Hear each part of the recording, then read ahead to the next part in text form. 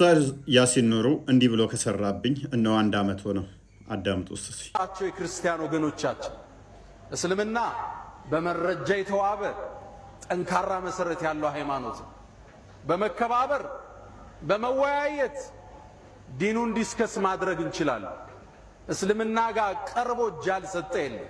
ስለ እስልምና ተከራክሮ ሻሃዳ ሳይወጣ የወጣ የለም። 100% እርግጠኛ ነኝ።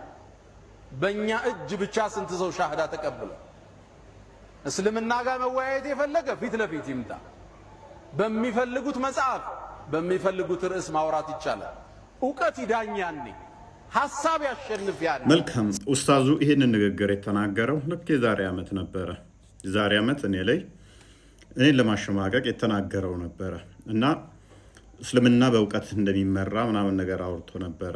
ነብዩ ግን እንደዚህ ነው ያለው። ሳሂህ ቡኻሪ 19:13 ላይ The prophet said, "We are an illiterate nation. We neither write nor accounts."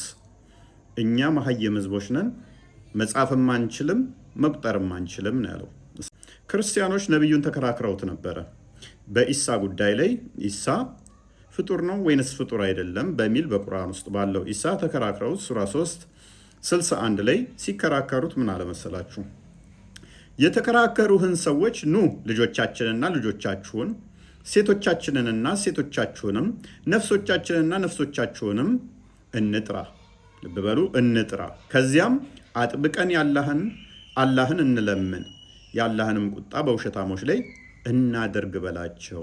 ተከራክረው ሲረቱት መሐመድ ያደረገው ምንድነው? እሱ አይ እኔም ልምጣ እናንተም ነው፣ ልጆቻችሁን እዛችሁ ነው፣ ሚስቶቻችንን እዘን እንምጣ፣ እንግዲህ ጻንዞቻችንን መዘን መተን ተሰብስበን እንረጋገም ነው ያለው። መከራከር ሳይሆን ከክርስቲያኖቹ ጋር ያለው መሐመድ እንረጋገም። ተፍሲራቶቹን ዘሆል ማየት ይቻላል። መሐመድ ወደ እርግማን የገባው ክርስቲያኖቹ ነው። እኛ በመጽሐፍ ቅዱስ እርግማን አይፈቀድልንም። መከራከር መወያየት በእውቀት ላይ ተመርክዞ መነጋገር እንችላለን። የሚረግሟችሁ መረቁ እንጂ ተራገሙ ስላልተባልን አንራገምም ሲሉት ብቻውን ሄዶ ተራግሞ ተመለሰ ይላል። ተፍሲራቶቹ ጃለሌንም ኢብን ከሲርንም ሌሎችንም ተመልከቷቸው። ሌላኛው ከአይሁዶች ጋር በተያያዘስ ከአይሁዶች ጋር የተያያዘ ምንድን ነው ያለው መሐመድ? እንደው ተወያይቶ እሱ እንዳለው ይሄ ኡስታዙ እንዳለው ተነሱ ጋር ተወያይቶ የሚማርኩ ነበር። ሳሂህ ቡኻሪ 39:41 ላይ the prophet said ነብዩ እንዲህ ያለ had only 10 Jews believed me all the Jews would definitely have believed me 10 አይሁዳዊ ቢያምንብኝ ዘሆል አይሁዶችን ማሳመን ይችል ነበር አለ። 10 አይሁድ እንኳን መሐመድ በ23 ዓመት ነብይ ነኝ ብሎ ከ23 ዓመት በቆየ ጊዜ ውስጥ 10 አይሁድ እንኳን ማሳመን አልቻለም።